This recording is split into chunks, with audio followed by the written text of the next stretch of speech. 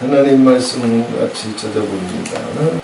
누가복음 10장 29절부터 37절 다같이 한 성으로 응독합니다. 이 사람이 자기를 옳게 보이려고 예수께 여짜오되 그러면 내 이웃이 누구니까?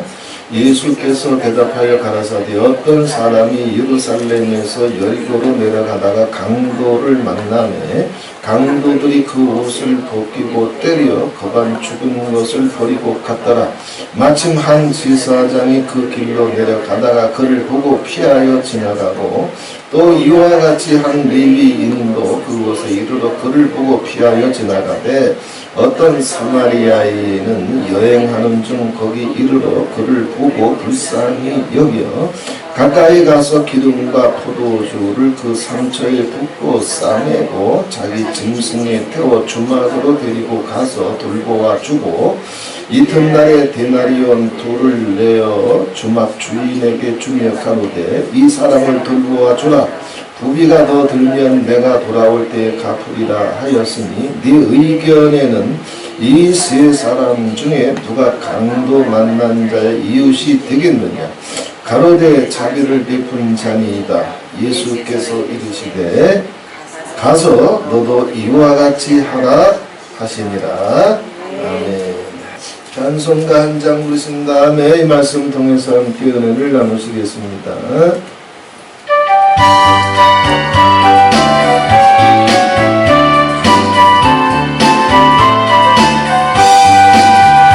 주는 나를 부르시는 목자요 나는 주님의 귀한 어린 양 푸른 풀밭 맑은 시냇 물가로 나를 인도하여 주신다.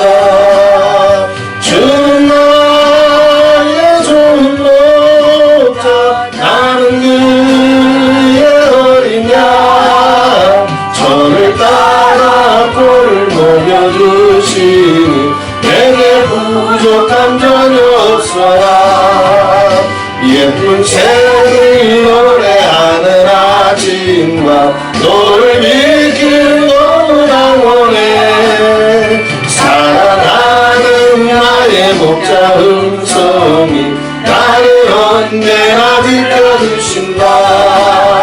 주는 나의 좋은 목자 나는 그의 어린 양 저를 따라 꼴을 먹여주시니 내게 부족한 전혀 없어라. 못된 짐승 나를 해치 못하고 거친 비바람 삼지 못하리. 나의 주님 강한 손을 펼치사 나를 주야로 지켜주신다. 주는 나의 좋은 목자 나는 그의 어린 양 저를 따라 꼴을 먹여주시니 내게 부족함 전혀 없어라.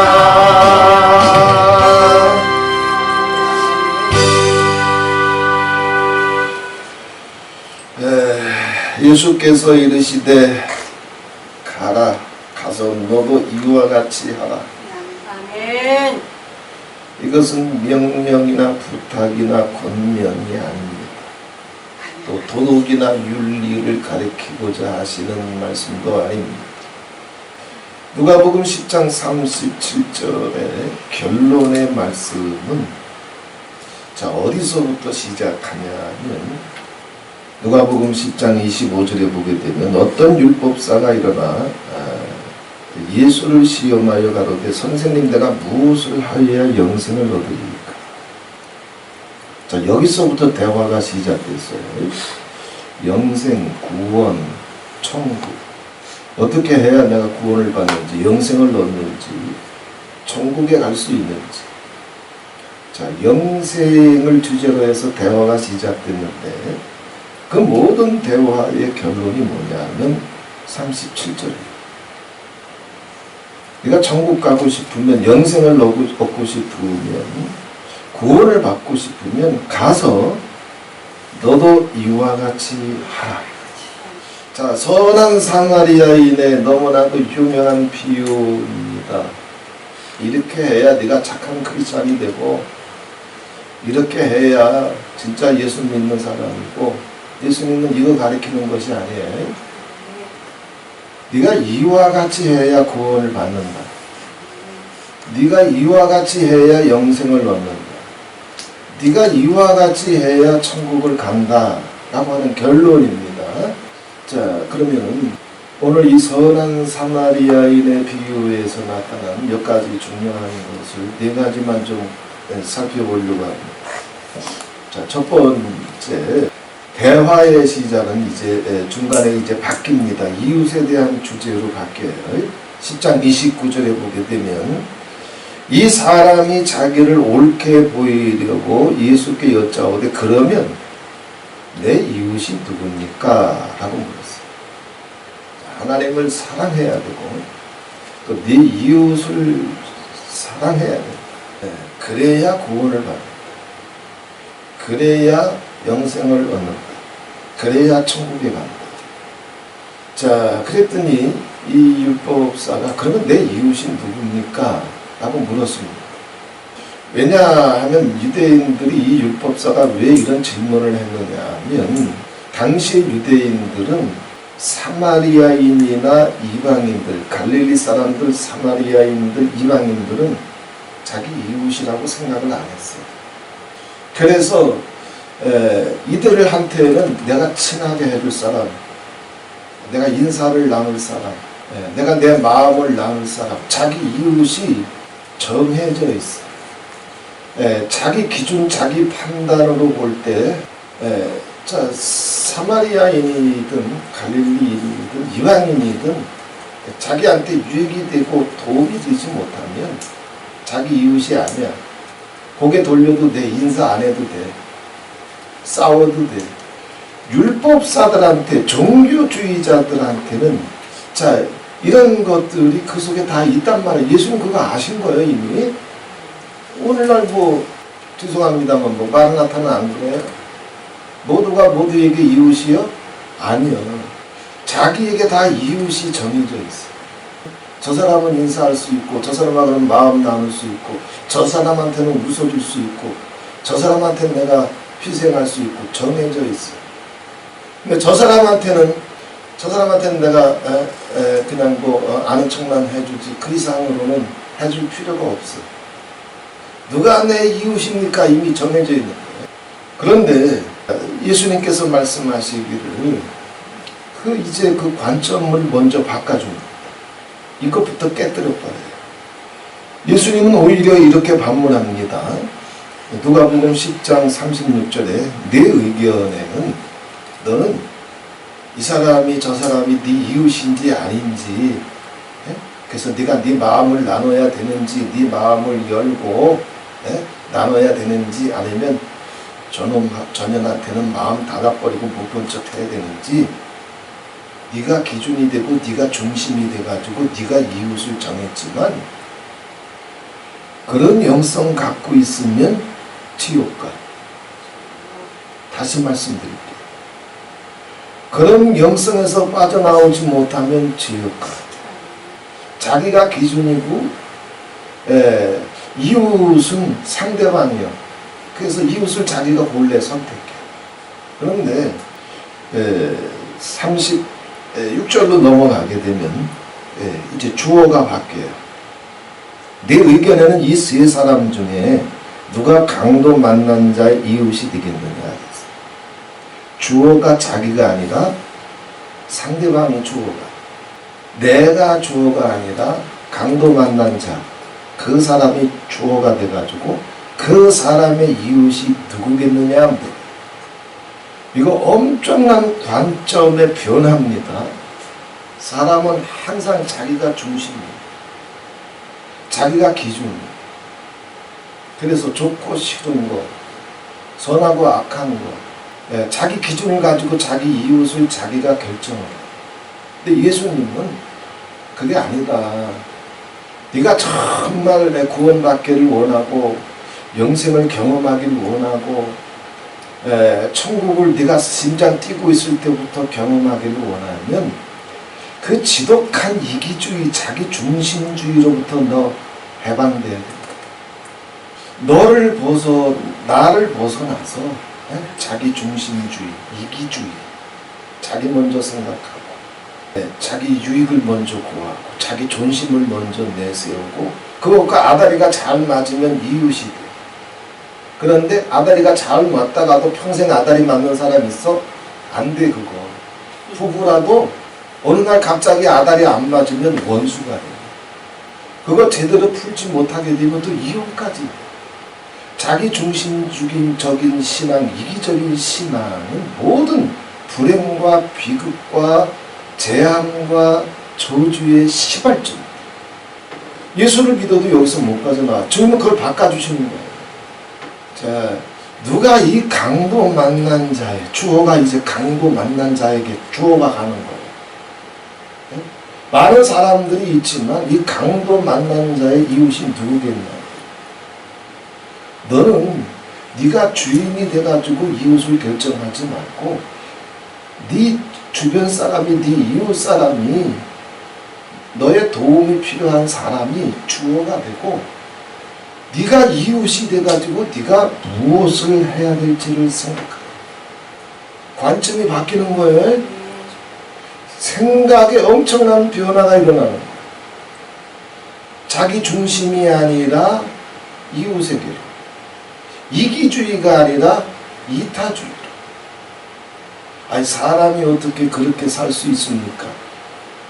하나님의 신이 가게 되면, 예수의 영이 가게 되면, 첫사랑이 오게 되면, 하나님의 영이 우리를 덮어버리게 되면, 하나님의 영은 당신 기준을 가지고 인간을 심판하시고 하나님 마음에 합한 이웃을 골라내시는 분이 아니에요. 하나님은. 그죠? 맞죠? 하나님은 지극히 높으시지만 자기를 낮추셔서 과부와 고아를 마치 당신이 책임지듯 돌보시는 분이에요. 그냥 이렇게 그냥 선한 마음 가지고 돌보시는 것이 아니라 마치 내 새끼를 내가 책임지고 양육한다. 그리고 내 양들을 다른 목사한테 맡길 수 있어요? 내 양들은 내가 책임을 주고 울고 중보기도 해주고 돌보고 양육하듯 하나님은 지극히 높으시지만 그 마음과 사랑이 낮고 천한 인생들을 향해서 물 흐르듯 쏟아지는 거예요. 하나님을 믿는 자들에게는 종교주의, 이기주의, 자기중심주의, 사단주의적인 영을 깨고 아버지 마음이 우리 속에 흘러 들어와서 예수 그리스도의 영이 흘러 들어와서 세상 말로 하면 이타주의가 돼. 자기중심주의에서 벗어나자. 엄청난 관점의 변화를 지금 이야기하는데 이건 지금 권면이 아니라고 그랬어요. 도덕이나 윤리를 가리키는 것이 아니라고 그랬어요. 네가 이런 생각 갖고 예수 믿어야 너가 좀 더 진실해지고 선해진다. 이게 아니라고 그랬습니다. 이건 구원의 문제라고 그랬어요. 이건 영생의 문제라고 그랬어요. 이건 천국의 문제라고 그랬습니다. 마라나타가 사역을 시작할 때 아버지께서 저한테 두 가지 원칙을 주셨습니다. 첫 번째는 뭐냐면 내가 내 종들을 붙여줄 테니까 너 섬겨라. 그리고 그들이 마음껏 하나님께서 주신 그들의 사명, 은사, 능력, 지혜, 비밀 다 찾아서 마침내 하나님 아버지 앞에 영광 돌릴 수 있도록 세워드려라. 저한테 주신 건 없어요. 섬겨라. 세워라. 아버지께서 왜 그렇게 말씀하셨어요? 그게 아버지 영이에요. 그게 아버지 마음이에요. 그게 아버지 중심이에요. 하나님은 지금 이 시간에도 우리를 향해서 똑같은 마음을 갖고 계세요. 우리를 돌봐주길 원하시오. 우리 가정을 섬겨주길 원하시오. 우리 가정을 반석 위에, 말씀 위에, 구원 위에 세워주길 원하시오. 하나님은 지극히 높으시지만 그 마음과 그 사랑이 누구한테 와 있다? 나한테 와 있어. 우리한테 와 있어. 예수님을 믿어도 마라나타는 이것을 위해서 10년 넘게 계속 싸우지만 자기 중심주의, 이기주의에서 못 빠져나오는 크리스찬들, 목사, 장로, 권사들, 은사자들, 능력자들. 그런데 자기 중심, 자기 고집, 자기 원한, 자기 자랑, 자기 영광, 여기서 못 빠져나와요. 그런데 하나님은 그런 분이 아니거든. 하나님은 친히 당신의 몸을, 사람의 몸을 입으시고 땅에 오셔서 목숨까지라도 주신 분이에요. 인간에게 내 영광 내놔라, 종기를 나한테 돌려라, 그거 찾으려고 오신 분이 아니에요. 박수 받으려고 오신 분이 아니에요. 영광 받으려고 오신 분이 아니에요. 사랑해 주시려고 오신 분이에요. 죄를 사해 주시려고 오신 분이에요. 죽으시려고 오신 분이에요. 나는 섬기는 자로 내 옆에 섰노라. 섬겨주시려고 돌봐주시려고 오신 분이에요. 그런데 다른 영, 다른 예수, 다른 영이 들어가게 되면 예수를 믿어도 이기주의자가, 자기 중심주의자가 돼. 그래서 이 율법사처럼 자기가 기준이 돼가지고 저놈 저녀는 내 이웃이 맞고 저놈 저녀는 꼴배기도 싫어. 그래서 지옥으로 떨어져. 하나님은 그런 분이 아니시잖아. 하나님은 원수라도 악인이라도 멸망받는 것을 기뻐하지 아니하시고 다 진리를 깨닫고 다 회개해서 다 살려주고 싶어서 사람의 몸을 입고 오셔서 채찍을 맞으신 분이에요. 창에 찔리신 분이에요. 침뱉음을 당하신 분이에요. 그 예수를 믿으면서도 자기 이웃을 자기가 결정을 해. 그 지독한 이기주의, 그 지독한 자기 중심주의, 그 상징이 오늘 뭐예요? 바로 제사장과 레위. 첫 번째는 이 관점의 대변화를 보여주는데, 아주 쉽게 표현하게 되면 이기주의에서 이타주의로, 아주 생각의 대전환을 이제 예수님께서 가르쳐 주시는데, 이건 하나님의 영이 가야 돼. 그런데 우리 첫사랑이 왔을 땐 다 이랬어. 그죠? 부모가 조업해도, 교회 댕긴다고 조업하고 문전 막다 해도 부모 원망해? 아니요.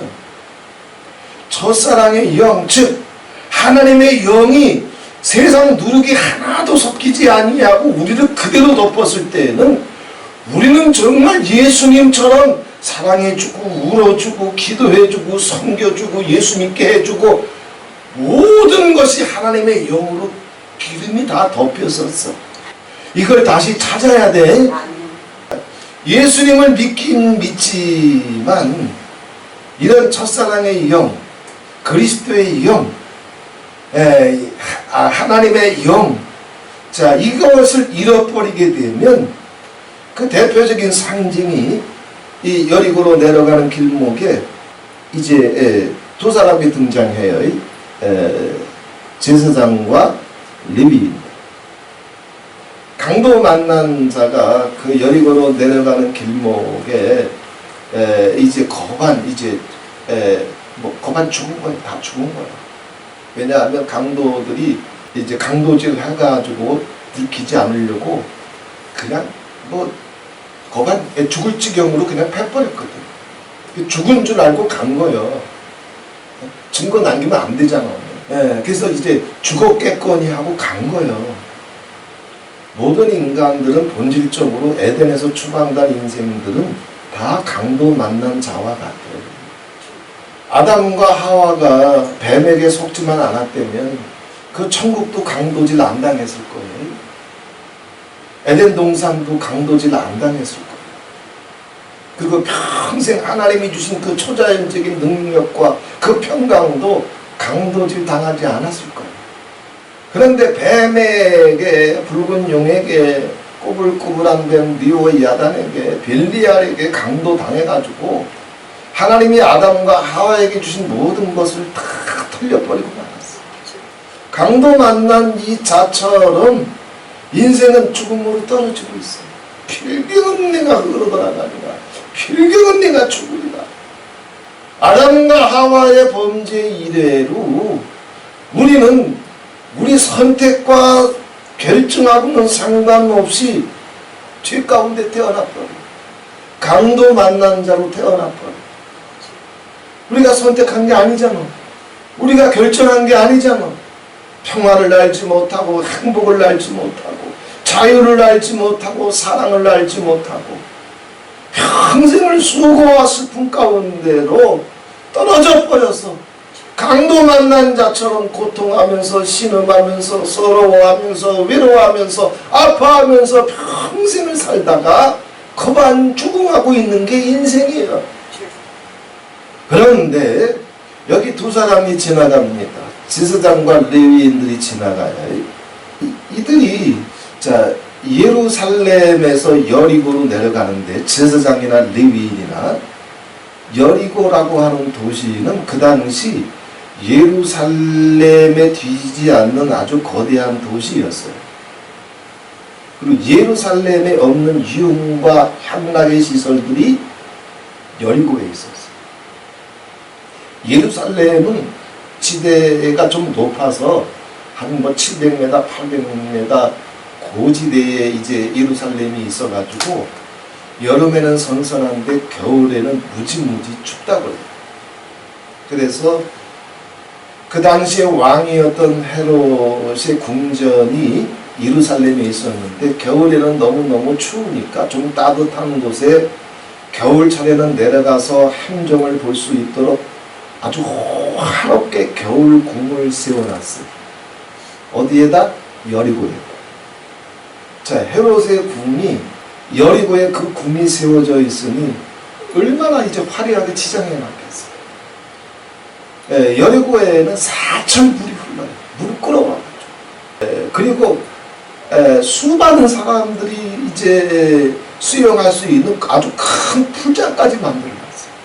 지금도 그런 풀장 있는 도시들 많지 않잖아. 얼마나 화려했던 도시인지 생각을 해야 돼요. 뿐만 아니라 그 여리고에는 한 3,000명이 들어갈 수 있는 야외 극장이 있었는데 거기서 주로 뭘 했느냐면 경마를 했어요. 그러니까 예루살렘과 버금가는 행정 도시가 여리고였고 예루살렘에는 없는 유흥시설, 향락시설들이 여리고에 있었어요. 지금으로 말하면 예루살렘은 강북이고 여리고는 강남이었던 거예요. 그래서 당시에 많은 제사장들이 레위인들이 예루살렘에 있던 많은 제사장과 레위인들이 업무는 예루살렘에서 보는데 돈이 조금 있으면 다 어디다 집을 사나? 여리고. 그래서 업무가 끝나면 제사가 끝나면 제사장들이나 레위인들이나 절기가 끝나든 제사가 끝나면 이제 두 가지 이유로 이제 여리고로 가는 사람들은 두 가지 이유 가운데 하나예요. 집이 거기 있거나 강남에 있거나 아니면 예루살렘에 없는 유흥과 향락이 여리고에 있거나 그래서 여러 가지 이유로 이제 예루살렘에 있던 제사장과 레위인들이 여리고로 갑니다. 여리고로 가는데 여리고로 내려가다가 그 강도 만난 자를 봐요. 옷을 벗기고 때려 거반 죽었다 그랬어요. 옷이 난장판이 돼 있고 수없이 터졌으니 완전히 피투성이가 돼 있어요. 멀리서 보니까 꼭 죽은 것 같아요. 여리고로 내려가는 이 길목은 예수님 당시에 뿐만 아니라 주후 한 4세기까지 예수님 당대로부터 한 300~400년이 흐르도록 그 길목은 강도들이 드글드글했던 길목이에요. 30~40년이 더 지날 때까지. 자, 이런 상황이 되면 자, 제사장들이나 레위인들을 우선 이해하는 입장에서 생각해 보십시다. 자, 그 길목은 아주 이제 강도들이 드글드글 거리고 그 다음에 정말 무서운 짐승들도 드글드글 거리는 그 길목인데 가다가 강도 만나가지고 거반 죽은 거 이렇게 딱 보게 되면 처음 오는 반응이 뭐예요? 거기 지체하면 자기들 위험한 거 알지. 그죠? 알잖아. 그래서 강도가 저놈 다 도둑질 해놓고 갔으면 다행이지만 또 어디 숨어 있을지 모르잖아. 그거. 첫 번째 오는 반응이 뭐예요? 두려워, 위험해, 빨리 피해. 인간적으로 이건 이해하는 입장에서 말씀을 나누는 겁니다. 마침 한 제사장이 그 길로 내려가다가 그를 보고 옷이 갈기갈기 찢겨지고 피투성이가 돼서 거반 죽어있어요. 강도 만난 걸 알았어요. 그러면 그 자리에 빨리 피해야 돼. 자기 안전을 위해서도. 내가 안전해야 새끼들도 먹여 살리고 가정도 지켜낼 거 아니야. 그래서 그를 보고 피하여 지나가고 그랬습니다. 근데 여기 번역이 좀 이상하게 됐어요. 피해서 지나갔다는 얘기는 못 본 척하고 이렇게 지나갔다는 얘기가 아니에요. 여리고로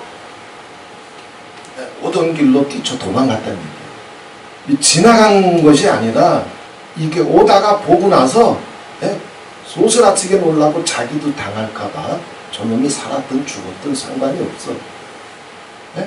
저놈이 전연이 무슨 어려운 일이 있든 무슨 괴로운 일이 있든 어떤 상처를 받았든 상관이 없어.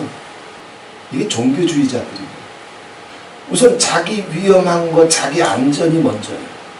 그래서 오다가 딱 보고 나서 그냥 못 본 척하고 지나가는 것이 아니라 안 본 척하고 뒤돌아서 그냥 튀어버립니다. 자, 제사장이 이랬을 뿐만 아니라 사마리아인 레위인도 또 이와 같이 한 레위인도 그곳에 이르러 그를 보고 피하여 지나가되, 자, 못 본 척하고 튀었어요. 자, 인간적으로는 이 사람이 이렇게 행동할 수밖에 없는 사람 속에서 나오는 가장 기초적인 감정은 우리 위험하면 나부터 피하잖아. 두렵잖아. 내가 먼저 안전해야 되잖아. 나부터 살아야 되잖아. 두 번째, 이 제사장이나 레위인이나 이들이 만약에 이 강도 맞는 자가 죽어 있으면 율법에는 제사장이나 레위인들은 죽은 시체에는 절대 손을 못 대게 돼 있어. 만지면 안 돼. 죽은 시체를 만지게 되면 부정해. 부정이라고 하는 말과 똑같은 단어가 저주예요. 율법에는 이미 사람이 죽었어. 거반 죽게 돼 있다고 그랬거든. 근데 살았는지 죽었는지 내가 모르는 상태에서 만졌을 때 죽어 있으면 내가 부정해지는 거야. 내가 저주받는 거야. 그래서 제사장이나 레위인들은 자기의 위험과 안전을 위해서도 그렇게 했고, 두 번째는 율법을 지킨 거예요. 종교를 지킨 거예요. 자, 이 두 가지만 놓고 보면 최대한 이 사람들 이해하면서 한 겁니다. 자, 율법을 최대한 지켰어. 자기를 위험에서 건져내서 자기 안전함을 확보했어. 뭐가 잘못됐어? 뭐가 잘못됐냐고. 이렇게 예수를 믿으면 구원에서 떨어져. 이렇게 예수를 믿으려고 하면 영생에서 떨어져 나거든. 이렇게 예수를 믿으려고 하면 천국의 문이 닫혀. 왜? 이들한테는 두 가지 원칙이 있어요. 첫 번째, 우선순위는 자기 안전. 자기를 지켜야 돼. 내 존심 지켜야 돼. 난 무시당하면 안 돼. 난 배부르고 등 따셔야 돼. 난 인정받아야 돼. 난 환영받아야 돼. 그것이 무너지는 곳, 외면당하는 곳에 내가 스스로 나갈 수 있어요?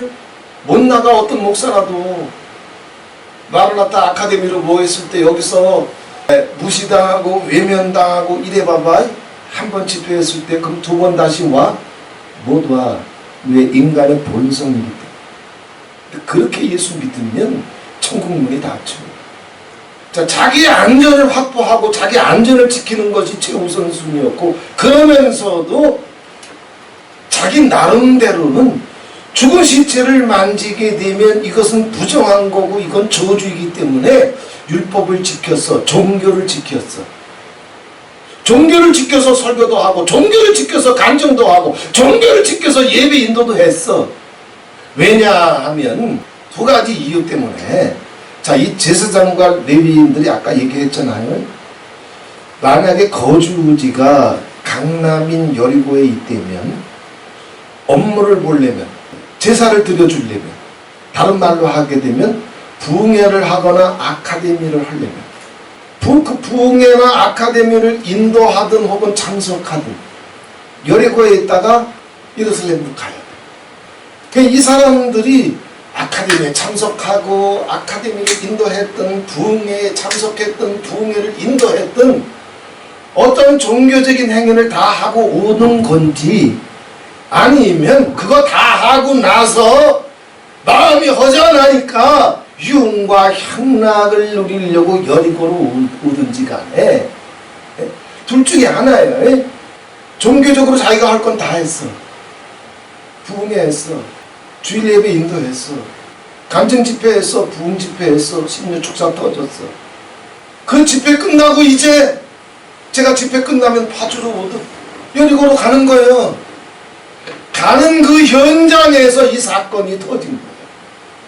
종교쟁이들, 종교주의자들, 하나님을 믿지만 하나님은 하나님의 대적과 원수라도 나라도 사랑해 주셔서 진노의 자식이라도 사랑해 주시고 하나님의 대적과 원수라도 사랑해 주셨고 불순종의 아들들이라도 실어 버리지 아니하시고 독생자를 보내주셔서 사랑해 주셔서 강도 만난 나와 같은 자를 받아주셨는데 부흥에 실컷 해놓고 나서 저놈은 내 이웃이 아니야. 내가 왜 저놈까지 책임져 줘야 돼? 저놈 때문에 왜 나까지 시험 들어야 돼? 나까지 위험해져야 돼? 그 자리에 왜 끼어들어? 이게 종교주의자들의 전형적인 특징입니다. 이기주의자들의 전형적인 특징입니다. 예수의 영이, 예수의 신이, 성령이 그들 속에 온전히 가지를 못했어요. 이게 바로 여리고로 내려가는 길목에 있었던 제사장과 레위인의 모습이었어요. 자, 그러면서 자, 예수님은 자, 누가 천국 가는지를 보여주는 거예요. 그러면서 누구를 등장시켜? 사마리아인. 제사장도 못했던 거, 레위인도 못했던 거, 제사장이나 레위인들이 비웃었던 이웃이라고 생각하지도 않았던 한 사마리아인을 예수님이 등장시키면서 그 사마리아인을 통해서 예수 신앙이 뭔지, 천국 신앙이 뭔지, 영생 신앙이 뭔지를 지금 보여주시는 거예요. 그러면서 너도 가서 이와 같이 하라고 그랬어요. 할렐루야. 아멘. 자, 사마리아인도 똑같이 지나갑니다. 어떤 사마리아인은 여행하는 중 거기 이르러 그를 보고, 자, 그를 보고 첫 번째 반응이 뭐예요? 33절에 어떤 사마리아인은 여행하는 중 거기 이르러 그를 보고 불쌍히 여겼다 그랬어요. 불쌍히 여겼다. 아버지가 나를 불쌍히 여겨주셔서 나를 고쳐주신 것처럼, 불러주신 것처럼, 택해주신 것처럼, 보혈로 죄를 사해주신 것처럼, 성령으로 기름 부어주신 것처럼 하나님이 우리를 불쌍히 여기지 않았다면 우린 죽었잖아. 그죠? 자, 이 사마리아인은 위험하지 않았을까? 똑같이 위험했어. 이 사마리아인은 안전한 게 싫었을까? 아니요. 내가 안전해야 새끼들도 먹여 살리지, 새끼들도 양육하지. 문제는 똑같단 말이야.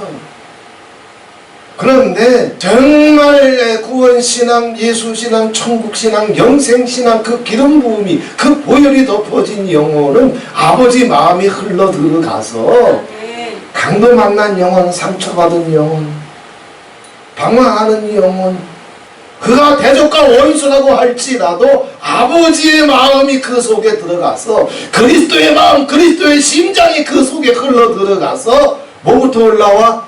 불쌍히 여겼어. 할렐루야. 아멘. 아버지가 나를 불쌍히 여겨주셔서 하늘길 열어주셨는데 자기 이웃을 자기가 결정할 뿐만 아니라 강도 만난 자들, 우린 다 강도 만난 인생이라고 그랬어요. 가까이 가서 불쌍히 여겼을 뿐만 아니라 불쌍히 여기는 걸로 끝나면 이건 더 고약한 거지. 나한테 복음의 빛이 왔다고 해가지고 그 복음의 빛은 셋과 에노스의 계보에 속한 자들에게 이 빛이 가요. 예수 믿는다고 다 가는 게 아니에요. 그 복음의 빛을 깨닫지 못하고 그냥 목사 가운이면 되는 줄 알고 종탑이면 되는 줄 알고 은사하면 되는 줄 알고 그러면 하여튼 측은히 여기고 불쌍히 여기고 가르쳐 주려고 하고 그게 아니에요. 제가 지하실에서 처음 나왔을 때 저 부안에 어느 기도원에 가가지고 집회 한번 해가지고 너무 충격을 받고 안타까운 마음이 들어서 그분을 제 형님으로 삼았어요. 자, 불쌍한 마음이 오면, 안타까운 마음이 오면, 그런 마음을 아버지께서 우리 속에 주시면 가야지. 가까이 가야지. 등 돌리지 말고, 외면하지 말고, 무시하지 말고, 헛기침하지 말고, 원수라도 가까이 가야지. 제사장과 레위인들처럼 저놈은 내 친구가 아니야. 저놈 내 도와주려다가 내가 뭐 어려울 일이 있어, 힘들 일이 있어, 시험 들 일이 있어, 상처받을 일이 있어. 자, 그를 보고 불쌍히 여겨 가까이 가서 기름과 포도주를 그 상처에 붓고, 포도주는 이제 소독하는 거고 기름을 발라주게 되면 통증을 가라앉히고 1차적으로 통증을 가라앉히고 상처에 치유가 갑니다. 치료가 가요. 포도주든 기름이든 이스라엘에서 그 당시에는 이거 그렇게 값싸고 흔한 것이 아니에요. 자, 이렇게 강도 만난 자에게 내 마음에 안 들고 나에게 상처가 되고 내 마음에 고통이 되고 내 마음에 두려움이 되는 자에게 가까이 가게 되면 얻는 것보다는 이런 게 많아. 더 참아야 되고 더 이해해줘야 되고 울어줘야 되고 손 붙잡아줘야 되고 포도주를 보줘야 되고 기름을 보줘야 되고 주님은 피까지 흘려주셨는데 하늘 영광 버리셨는데 제사장과 레위인들한테는 이게 안 돼. 하지만 사마리아인의 영이 들어가게 되면 그리스도의 영이 임하게 되면 여호와의 신이 임하게 되면 이게 된단 말이에요. 이 축복이 임할지어다. 네. 기름과 포도주를 그 상처에 붓고 싸매고 자기 짐승에 태워 나귀에 태운 거예요. 그러면서 자기는 걸어간 거예요. 주막으로 데리고 가서 돌보아 주고 이튿날에 데나리온 둘을 내어 주막 주인에게 주며 데나리온 둘 그 당시 하루 일당이 한 데나리온인데 이틀치 일당입니다. 로마 화폐로 이틀치 일당인데 이게 얼마나 뭐 이틀치 일당이면 얼마나 되겠어? 아니 그 당시 화폐로는 이 모텔 이 여관 2달 숙식비 2달치 숙식비를 준 거예요. 그러면서 이튿날 데나리온 둘을 내어 주막 주인에게 주며 가로되 이 사람을 돌봐주라. 이 사람을 돌봐주라. 부비가 더 들면 내가 돌아올 때에 갚으리라 그랬습니다. 자, 여기 우리가 세 번째로 이제 주목할 말씀은 돌보아주라 그랬어요. 돌보아주라. 이거는 이 단어 자체가 그냥 이렇게 뭐 필요한 거 조금 나눠주는 것을 가리키는 것이 아니라 이게 내 책임이다. 이 사람 돌봐주는 게, 이해해주는 게, 용서해주는 게, 싸매주는 게 이게 새끼들한테 내 책임감을 느끼듯이 목사가 정직한 목회를 하면서 양들의 가정에 어려운 일이 터졌을 때 내가 기도하지 못했구나, 겸손하지 못했구나, 사랑해주지 못했구나 책임감을 느끼는 것처럼 그 책임감을 가지고 돌봐주는 마음, 섬겨주는 마음 그 단어가 바로 돌보아주고라고 하는 뜻이에요. 그냥 뭐 하나 나눠줬다는 것이 아니에요. 그래서 이 단어가 신약 성경에도 많이 안 나와요. 딱 한 군데 나오는데 디모데 전서 3장 5절에 보게 되면 거기 이 단어가 나옵니다. 똑같은 단어예요. 사람이 자기 집을 다스릴 줄 못하면 어찌 하나님의 교회를 돌아보리요. 예수님이 선한 목자이신 예수님이 신부된 교회를 돌아보듯이 선하고 정직하고 충성스러운 청지기 목사가 양들을 정말 울면서 기도하면서 돌보듯이 뿐만 아니라 부모가 자기 집을 다스릴 줄 모르면 자기 자녀들을 이런 일이 있고 저런 일이 있고 세상이 어떻게 판단하든 내 새끼니까 부모가 다 뒷감당하면서 어떻게 하든지 하나님 아버지 앞에 세워줄 수 있도록 재정적으로든 마음적으로든 내 건강으로든 혹은 사랑으로든 그냥 책임지고 돌봐주잖아. 이거요. 이 선한 사마리아인이 강도 만난 자에게 그냥 적당히 이렇게 해주는 것이 아니라 책임을 가지고 마치 부모가 새끼들을 책임을 가지고 양육해내듯이 마치 예수님이 당신이 택한 백성들을 눈동자와 같이 지키면서 세상 끝날까지 끝까지 책임져 주시며 지켜주시듯이 정직하고 지혜로운 충성된 청지기 같은 주의 종들이 양들을 위해서 무릎 꿇고 울면서 양육해내듯이 돌봐줬다는 얘기. 할렐루야. 아멘. 할렐루야. 이게 하나님을 만난 자들이요. 아멘. 이게 천국의 영이요. 이게 구원의 영이고 이게 그리스도의 영이고. 그런데 우리는 한 가지 생각을 해야 됩니다.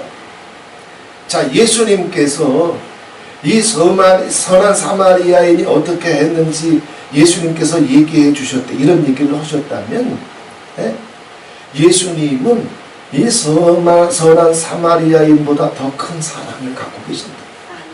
하나님이 우리를 불러주시고 우리를 모든 죄와 악을 보혈로 씻어주시고 성령으로 입혀주시면서 하나님의 대적과 원수였는데 씻어주시고 싸매주시고 정결케 해주시고 말씀으로 옷 입혀주시고 사랑으로 옷 입혀주셔서 우리를 돌보아 주실 때에는 이 선한 사마리아인의 비유를 통해서 예수님 말씀하신 것처럼 어떤 마음 갖고 돌보신다? 끝까지 내가 책임져 주마. 아멘. 끝까지 내가 책임져 주마. 아멘. 2달치 숙박비가 문제냐? 뭐라고 그랬어요? 주인에게 가로되 이 사람을 돌보아 주라. 부비가 더 들면 내가 돌아올 때 갚으리라. 이게 뭐예요? 그냥 그거 2달치 숙박비 주고 가는 것이 아니라 너 예수 믿게 해주고 목사 되게 해주고 은사 주고 끝나는 것이 아니라 이게 다시 돌아올 때까지, 그래서 네가 다시 건강이 회복돼 가지고 건강하게 아버지 앞에 섰는지 확인될 때까지, 네가 죽을 때까지 내가 갚아주리라. 끝까지 책임져 준다는 얘기. 아멘. 끝까지 돌봐주신다는 얘기예요. 선한 사마리아인에게 이런 얘기를 했는데 예수님이 그렇게 안 하시면서 그런 마음이, 그 사랑이, 그 중심이 주님 앞에 없으면 이 비유가 나오나? 안 나와. 우리 마음을 활짝 열고 내 영혼을 향한 아버지 마음이, 예수님 마음이 어떤 것인지 이 비유를 통해서 우리 느껴야 됩니다. 아멘. 그리고 뿐만 아니라 내 가정을 향해서 예수님께서 어떤 희생과 대가를 치르든지 포도주와 기름만 부으셨나? 영광을 다 버리고 물과 피를 다 덮어주셨어요. 다 덮어주시고 나서 이제 일어나라, 네 힘으로 일어나라, 그냥 뒤돌아서 가셨나? 아니요.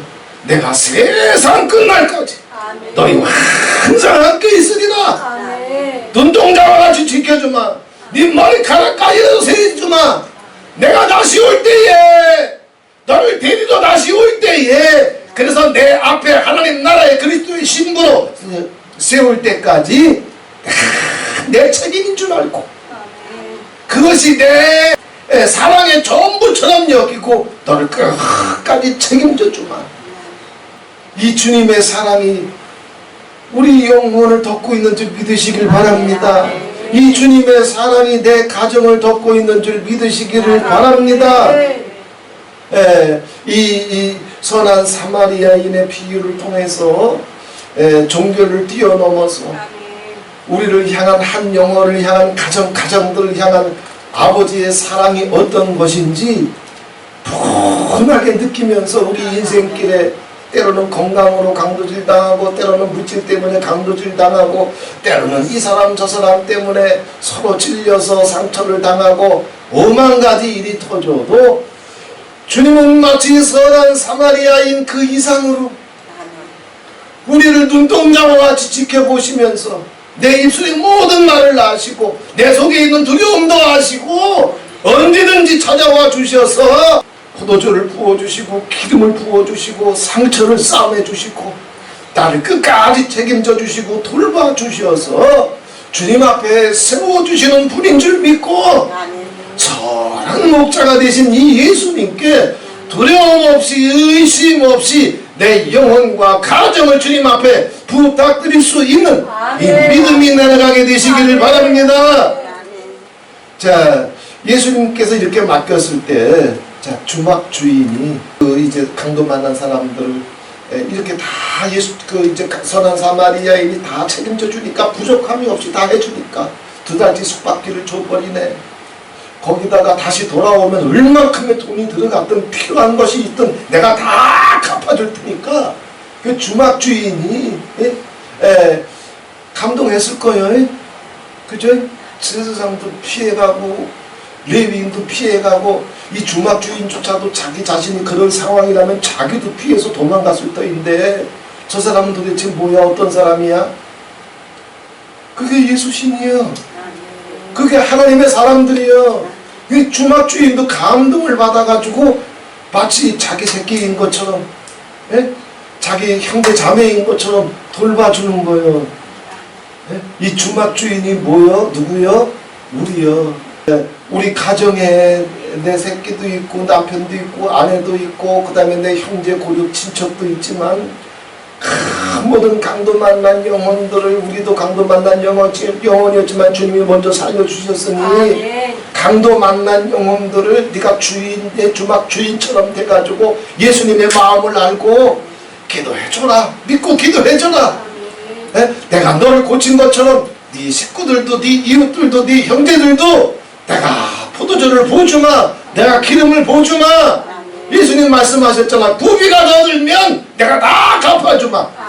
능력이 필요하냐? 그럼 내가 갚아줄게. 건강이 필요하냐? 그럼 내가 갚아줄게. 인내가 필요하냐? 그럼 내가 갚아줄게.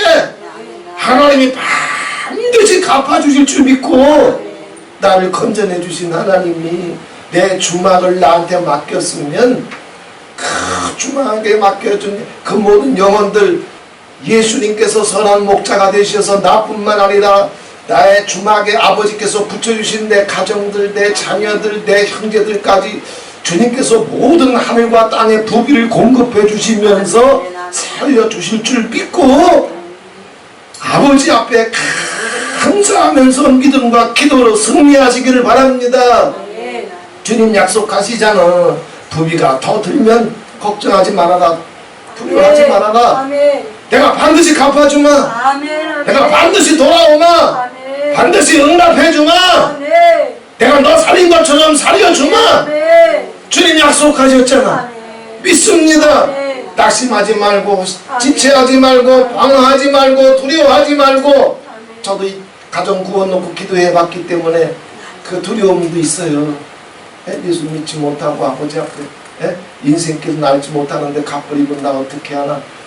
중보기도 속에서 17년 20년 가까운 세월을 중보기도 속에 살면서도 그 두려움을 다 돌아올 때까지는 속에서 다 안 떠나. 그죠? 주막 주인도 혹시 그게 있을 줄 몰라. 저 사람이 다 갚아준다고 했는데 안 오면 어떡하지? 이럴 수 있어요. 근데 예수님은 오신단 말이야. 만져주러 오신단 말이야. 살려주려 오신단 말이야. 왜? 끝까지 돌봐주시는 분이기 때문에. 이 주님을 믿고 예수님께서 오늘 마지막 결론으로 말씀하십니다. 이게 설교 제목이에요. 가서 너도 이와 같이 해라. 이와 같이 해라. 종교에 속지 말고 율법에 속지 말고 종교를 뛰어넘는 것이 있어. 율법을 뛰어넘는 것이 있어. 이 본문에는 3가지가 나와요. 첫 번째 10장 33절에 불쌍히 여겼다고 했어요. 그리고 10장 37절에 자비를 베푼 자니이다 그랬어요. 긍휼히 여길 줄 알고 불쌍히 여길 줄 알고 섬겨줄 줄 알고 동정할 줄 알고 아무리 종교를 잘 지키고 아무리 기도빨이 끝발이라 할지라도 아무리 설교빨이 하늘을 찌른다 할지라도 긍휼, 용서, 아멘. 자비, 동정이 있기 때문에, 그게 예수님의 중심이었기 때문에 우리가 사는 거잖아. 아멘. 믿습니다. 아멘. 이와 같이 하게 되면 내 속에 긍휼의 기름이 부어지고, 자비의 기름이 부어지고, 용서의 기름이 부어지고, 동정의 연민의 기름이 부어지게 되면, 그것은 종교를 뛰어넘어서 예수님이 어떤 부비라도 공급해 주시는, 끝까지 돌봐주시는 주님이 우리 영혼을 덮고 내 가정을 덮는단 말이에요. 아멘. 이렇게 주님께 모두 선한 목자 되신 주님께, 내 영혼의 목자가 되신 주님께, 선한 사마리아인 오늘 이 비유의 천갑절 만갑절로 내 인생의 이 여리고 골목에 찾아와 주신 주님께, 그래서 소망을 알지 못하고 천국을 알지 못하고 지옥으로 떨어지며 평강도 없이 사랑도 없이 행복도 없이 다 강도에게 털려서 고통과 시름 가운데 있던 나에게 선한 사마리아인처럼 천갑절 만갑절로 찾아와 주셔서 하늘의 포도주와 기름을 부어주시고 끝까지 돌봐주시기를 약속하시는 이 주님의 음성을 들으며 한동안 동안도 우리 마음속에 있는 모든 의심과 두려움이 예수 그리스도의 이름으로 깨지고, 아멘. 내 남은 생의 모든 부비를 예수님께서 반드시 공급해 주실 뿐만 아니라 갚아 주실 줄 믿고, 내 인생의 모든 문제들 뿐만 아니라 내 가정까지 주님의 구원 가운데 견고하게 세워지는 한 해가 되기를 예수 그리스도의 이름으로 축원을 드립니다. 좋으신 하나님 아버지 고맙고 감사합니다. 이 선한 사마리아인의 비유를 통해서 여리고 길목에서 하나님 아버지 일어났던 이 사건을 통해서 인생들을 향한 아버지 마음이 무엇인지, 인생들을 향한 그리스도의 그 긍휼이 무엇인지, 섬김이 무엇인지, 자비가 무엇인지 끝까지 돌봐주시는, 그리고 정말 그냥 돌보시는 것이 아니라 책임감을 느끼면서 하나님 이제 그렇게 돌봐주시는 그 주님의 마음이 우리 영혼 가득히 이 시간 덮여져 올 수 있도록, 느껴질 수 있도록 첫사랑 때처럼 주의 신을 보내시고 주의 영으로 기름 부어 주시옵소서. 그 마음을 가지고 하나님 아버지 자기 중심 또 이제 이기적인 그런 모든 하나님 생각에 덫에서 우리를 건져내 주시어서 모든 위험과 두려움을 뛰어넘어 자기 안전이라도 하나님께 맡기며 자기 포도주와 기름을 하나님 어떤 이제 손해를 감수하고도 부은 곳에 어떻게 하나님의 책임이, 하나님의 돌보심이, 하나님의 인도하심이, 하나님의 지키심이, 하나님의 승리케 하심이, 하나님의 구원하심이 어떻게 내려가는지 하나님 아버지 이것이 능력으로 경험되는 한 주간이 될 수 있도록 성령님 도와 주시옵소서. 우리 가정들이 다 그리스도의 주막이 되게 해주시고 내 가정에 이 주막에 있는 모든 형제들이, 남편과 아내가, 자녀들이 예수 그리스도께서 끝까지 돌봐주시고 부비를 공급해 주시고 마침내 돌아와 주시어서 내가 충성하기만 하면 모든 것을 갚아주시는 구원의 응답이, 천국의 응답이 하나님 아버지 내 가정의 주막에, 교회의 주막에 그대로 덮여져가는 우리 가정들이 될 수 있도록, 한국교회가 될 수 있도록 주님 축복해 주시옵소서. 예수 그리스도의 이름으로 기도하옵나이다. 아멘.